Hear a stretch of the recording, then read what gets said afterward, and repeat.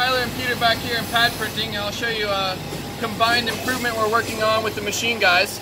These are our Rockler FastPatch, and the issue we were having is locating the image and getting it the same every time. So as you see, these spaces are different. So when you're lining it up, it's going to make the image land in different spots. So what we did is we cut it out completely, and now we're lining it up off the actual pad. So there's zero tolerance. It's going to be the same every time. Back here pad printing. So now that we've got our new shaped fast pad, we created this jig so you can just quickly, easily grab one. It's giving the correct orientation.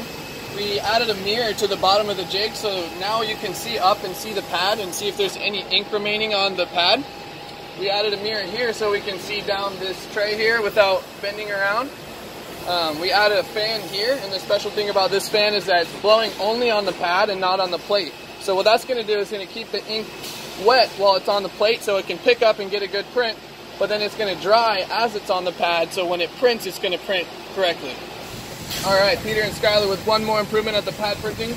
This is our grounding wire, so we wrapped it around this pad because this actually collects a lot of static electricity, which interacts with the paint. When it goes down to print, it'll jump out and it'll create splatter marks on the image. So we grounded that, got it up out of the way so it can move, and it's never going to get in the way.